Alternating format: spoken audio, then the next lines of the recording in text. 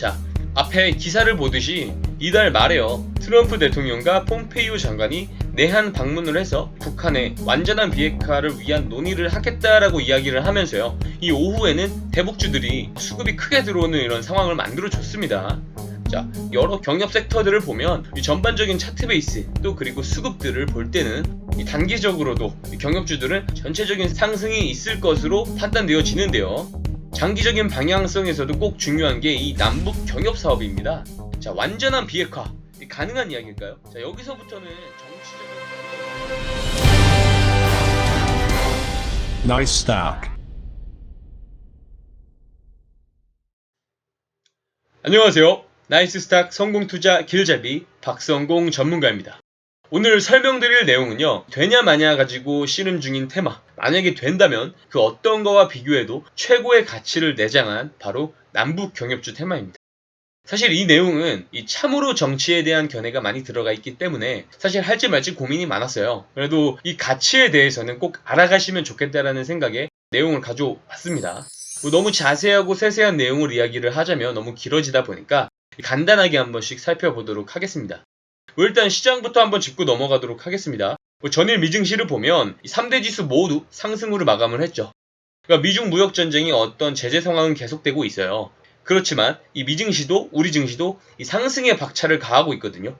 이유를 보면 지금 추가적인 반격이나 이제 공격적인 제재 상황에 대한 이야기는 나오지 않는다라는 점, 그리고 트럼프가 판을 깔아주겠다라는 의미심장한 발언을 했죠. G20 정상회담에서 시진핑을 못 만나게 된다면 이 관세 부과를 그대로 진행을 하겠지만 만약에 만난다면 합의가 잘 될 것이다라는 발언이 있었죠. 그러니까 중국에서 가장 예민한 이 화웨이 문제도요, 이 무역 합의의 일부가 될 수 있다라고 발언한 점이 긍정적으로 작용을 한 부분도 있습니다.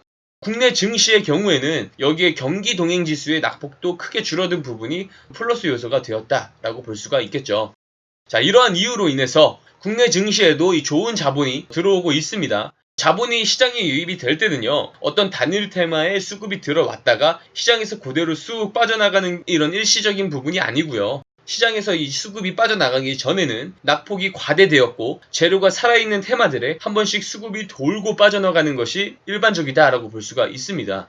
자, 오늘은 경협주에 수급이 많이 들어왔다면 또 추가적인 상승이 있을 수 있고요. 아니면 오늘 크게 이슈 중 하나를 보자면 G20 재무장관 회의에서 가상화폐가 금융 시스템과 경제에 긍정적인 영향을 미친다라는 어떤 이 공동 성명을 발표했다라는 소식이 전해졌잖아요. 그에 따라서 그동안 낙폭되었던 블록체인 섹터에 수급이 들어올 수도 있겠죠. 사실 이야기 드리고 싶은 테마와 개별 종목은 많습니다. 지금부터 돈이 들어갈 테마와 종목들은 무수히 많기 때문인데요. 그럼에도 이 장기적인 관점으로 남북 경협주 이야기를 오늘 진행하도록 하겠습니다. 자, 그 전에요, 제가 방송에서 종목명을 밝히면서 언급드린 종목들이 있었죠. 한 번씩 보도록 하겠습니다. 자, 첫 번째 종목입니다. 캠시스란 종목이죠. 제가 방송에 이때 이야기했어요. 맥점이죠. 이때 이후로 한 40% 정도 상승 곡선을 타고 쭉 40% 정도 급등을 했었던 모습을 확인을 해볼 수가 있습니다. 자, 두 번째 종목입니다. 알서포트입니다. 이 3,000원 부근에서 제가 뭐라 그랬습니까? 돌파. 이 매매 박스권을 돌파하는 이 3,500원을 돌파하는 움직임이 나올 때는 강하게 상승을 할 것이다. 이런 이야기들을 했었습니다. 이뿐만이 아니라 비공개로 차트로만 힌트를 드린 여러 종목들이 크게 올라가는 그런 상황들이 만들어졌습니다. 그 밖에도 공개하지 않은 종목들, 저희 체험 신청해주시는 분들에게는 더 많은 급등 종목들을 같이 매수할 수 있게 도와드리고 있습니다. 같이 매매해보고 싶으신 분들은 여기 아래에 있는 번호로 숫자 2만 적어서 보내주시면 저희가 급등 종목 받아보실 수 있게 안내해드리도록 하겠습니다. 영상을 계속 시청하시기 전에 좋아요와 구독, 알림 설정을 눌러주시면 앞으로도 좋은 정보 많이 올려드리도록 하겠습니다.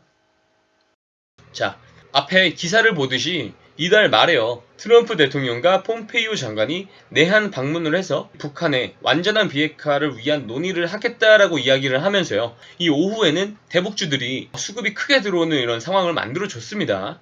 자, 금강산 관광부터 해서요, 개성공단, 식량, 광물, 철도 등의 여러 경협 섹터들을 보면 이 전반적인 차트 베이스 또 그리고 수급들을 볼 때는 이 단기적으로도 경협주들은 전체적인 상승이 있을 것으로 판단되어지는데요. 장기적인 방향성에서도 꼭 중요한 게 이 남북 경협 사업입니다. 자, 완전한 비핵화. 가능한 이야기일까요? 자, 여기서부터는 정치적인 견해에 따라 판단이 달라질 수 있으니까 필터링 하시면서 들어주시면 되겠습니다. 자, 우선 이 북한이요, 이 핵을 가지게 된 이유를 알아야 됩니다. 이거 과거를 한번 볼 때 미국이 수교의 문을 열어주지 않은 국가들은 모두 고립을 시키고 이 전쟁까지도 감내했던 이런 역사들이 있죠.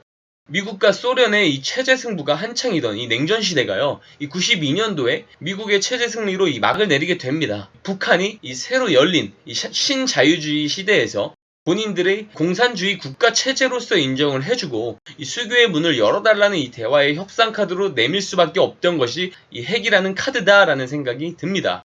그러니까 북한은 이 전쟁을 수행하기 힘든 재정 상황입니다. 핵 하나 가지고 정말 미국에게 한 방 먹일 수 있다라고 생각하진 않을 겁니다. 단 미국 영토에 핵을 쏠 수 있다라는 것만으로도 어쨌든 압박을 받던 대화를 하든 이러한 상황들을 만들고 있다는 것은 또 사실인 부분이잖아요. 물론 이 통일이 될 거라고 보지는 않습니다. 북한이 바라는 것은 결국 이 국가 체제로서의 인정을 해달라고 하는 것이기 때문이죠. 자, 체제로서 인정을 받고 수교의 문을 열어달라는 것이 목적이다라고 할 수가 있겠습니다. 자, 북한은요, 18년도에 한화로 2조 4천억 원 정도의 재정 적자를 기록했습니다. 자, 이런 북한이요, 금강산과 원산의 관광 사업에 한화로 8조 8천억 원이라는 규모의 돈을 들이면서 이 사업을 진행 중에 있습니다. 원산 갈마 해안 관광지구 사진을 한번 보겠습니다. 자, 사진을 보면 이렇게 좀 깔끔하게 해안 관광지구를 만드는 것을 좀 확인을 해볼 수가 있죠. 자, 여기 뒤에는요, 이 관광지 뒤에는 이렇게 공항까지 만들어 놨다고 해요. 이 사진 같은 경우는 미국의 정찰기가 찍은 사진이라고 합니다. 지금은 이 협상의 조건들이 맞지 않아서 좀 틀어지는 부분들이 있긴 하지만 이 김정은이 바보인가요? 그러니까 가뜩이나 이 커다란 북한의 2조 4천억 원이나 되는 커다란 재정 적자를 겪고 있음에도 불구하고 이 관광지 사업에 큰 돈을 투자하는 것은 어떤 것을 의미할지 조금만 생각해 보시면 알 수 있을 거라고 생각이 됩니다.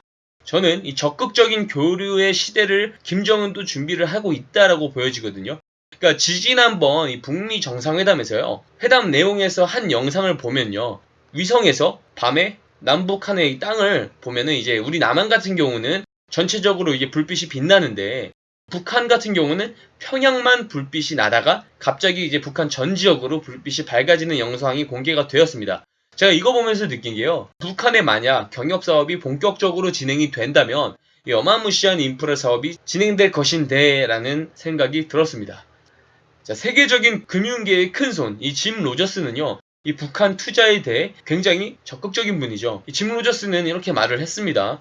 북한은 바닥 찍은 우량주다 라고 말을 했습니다. 자, 투자자의 마인드로서 저도 공감을 하는 바이고요. 자, 경제협정이 잘 이루어지고 러시아와 우리나라까지 철도가 연결이 잘 되고 가스관 사업까지 러시아 이 벨트 산업이 추진이 된다면 이 안보적인 측면에서도 어떻게 미국의 역할을 좀 축소하는 것이 가능해지게 되는 것이죠.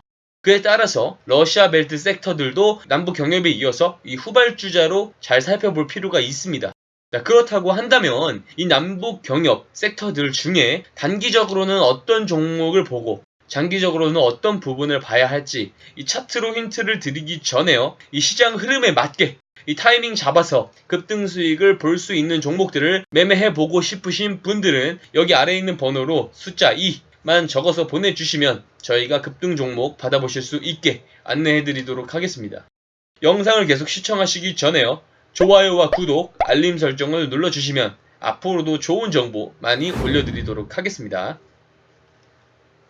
자, 이 종목의 경우에는요, 러시아 가스관 및 철도 관련주입니다. 자, 우선적으로 이 대북 관련 이슈가 뜨게 되면요, 이 남북 관련주들의 우선적으로 수급이 들어오게 되고 항상 후발주자로 러시아 벨트 섹터에 수급이 연결이 되거든요. 그러니까 여태까지 그래 왔습니다. 저점이 무너지지 않은 상황에서, 그러니까 유난히 장이 안 좋았을 이 시기 빼고요, 저점이 무너지지 않은 상황에서 이 선택권을 가진 자본들의 전형적인 매집형 거래량과 매집형 캔들들 단연간 노력하면서 이런 행위들이 기록이 됐습니다. 자, 그리고 어떻습니까? 이격도가 한 번도 커진 적이 없어요. 제대로 커진 적이 없습니다. 그만큼 아직까지 시세가 크게 나온 적이 없다 라는 말이고요. 꾸준히 이격도가 커질만 해지면 다시 줄이면서 이 정배열들을 유지해 나가는 이런 모습들을 확인을 해볼 수가 있죠. 그리고 최근 들어서 상승 직전의 행위들, 그죠? 이 수급형 캔들들이 많이 나오고 있어요. 자, 그렇다면 최근에 급박한 수급들은 나라가 준비가 끝났다 라고 이렇게 판단이 되는 종목입니다. 자, 두 번째 종목입니다. 자, 이 종목은요, 마찬가지예요. 다년간 노력을 많이 했습니다. 그리고 팔아먹었던 흔적도 없고 시세도 없습니다. 자, 그렇죠. 그리고 천천히 이격도를 모아가면서, 그죠? 이격도를 모아가면서 같이 정배열을 유지를 하고 있다고 보이고요. 폭풍 전의 고요함이라고 하죠. 그러니까 저점을 꾸준히 낮췄어요. 이 종목 같은 경우도. 유난히 장이 좋지 않은 경우 빼고는 저점을 꾸준히 낮춰왔고요. 지금 가장 중요한 장기 이평선 가장 밑단 선에 가격이 맞닿아 있다. 그래서 이 지점이 맥점이다 라고 말씀을 드릴 수가 있겠습니다. 자, 그렇다면 이 보여드린 종목들 말고 장기적으로는 어떤 유형의 종목들을 봐야 되느냐. 자, 이것만 기억해 놓으시면 됩니다. 이 경협 사업에 있어서 가장 점유율이 높은 종목 한번 찾아보세요. 찾아보시고 여러 경협 종목들 관심 종목에 넣어주시길 바랍니다. 자, 앞서 힌트 드린 두 종목, 또 더 좋은 재료를 가진 종목들을 매수를 해서 같이 급등 수익을 경험을 해보고 싶으신 분들은 여기 아래에 있는 번호로 숫자 2만 적어서 보내주시면 저희가 급등 종목 받아보실 수 있게 안내를 해드리도록 하겠습니다. 영상을 끝까지 잘 보셨다면 좋아요와 구독, 알림 설정을 눌러주시면 앞으로도 좋은 정보 많이 올려드리도록 하겠습니다. 오늘은 여기까지 하도록 하겠습니다. 수고하셨습니다.